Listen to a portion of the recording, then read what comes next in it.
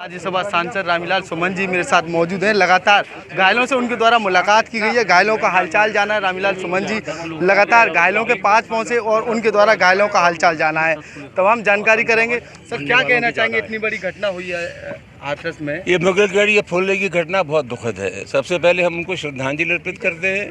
लोकसभा में भी श्रद्धांजलि अर्पित की गई और राज्यसभा में श्रद्धांजलि अर्पित की। हमारे पार्टी के राष्ट्रीय अध्यक्ष श्री अखिलेश यादव ने भी अपनी विनम्र श्रद्धांजलि मृतकों को दी है।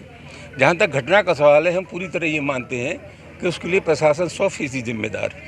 80,000 लोगों के शामिल होने की परमिशन दी गई, संख्या ज़्यादा बढ़ गई। फिर प्रशासन ने कभी ड्रोन से ये देखा, कभी जानकारी हासिल की कि ये जन दबाव जो बढ़ रहा है उसके अनुपात में हम और अलग से फोर्स लगाएं, वो नहीं लगाई गई।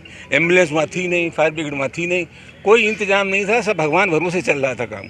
अपने गुनाहों को छिपाने के लिए दूसरे लोगों पर ये कार्रवाई कर रहे हैं।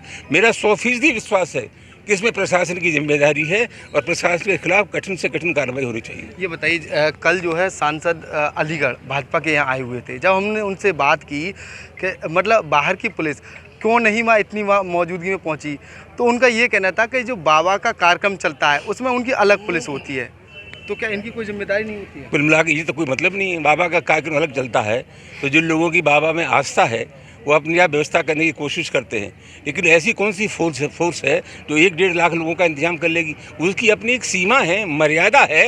कुल मिलाकर के प्रशासन को चाहिए था कि जन दबाव बढ़ रहा है, लोगों की संख्या बढ़ रही है, उसी के अनुपात में फोर्स में तैनात करे, जो नहीं हुई। तमाम स्वास्थ्य केंद्रों को बदलने की बात कही जाती है, हाईटेक्निक आधुनिक होने की बात कही जाती है, लेकिन सिकंदर राव की अगर बात कही, यहाँ की अगर बात कही जाए, तमाम जो लोग यहाँ घायल आए थे वो अपनी वीडियो वायरल कर रहे थे। वो बोल रहे थे अगर हमारे जो परिजन है उन्हें इलाज मिल जाता तो वो जिंदा होते। स्वास्थ्य सेवाओं का बुरा हाल है, ये बात अपनी बिल्कुल दुरुस्त है कि जो स्वास्थ्य सेवाएं लोगों को मिलनी चाहिए थे, कुछ लोगों की जान बचाई जा सकती थी, लेकिन यहाँ जान बचाने का सवाल नहीं था।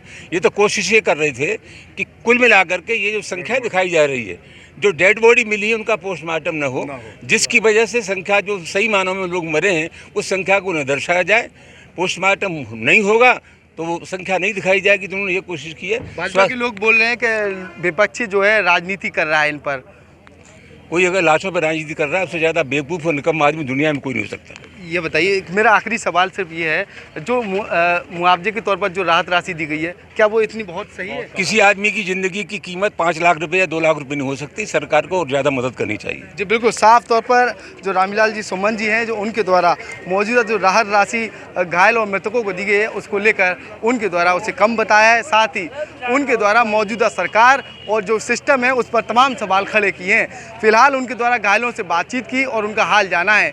उनके द्वारा बताया गया, जो राज्यसभा में उनके द्वारा घायलों को लेकर संवेदना व्यक्त की है और मृतकों को लेकर उनके द्वारा श्रद्धांजलि अर्पित की। अब देखना ये होगा जो सिस्टम चल रहा है, जो तमाम जाने गई हैं, उनके जिम्मेदारों पर कोई कार्रवाई होगी या फिर नहीं। एबीपी लाइव से खालिद अंसारी, हाथरस।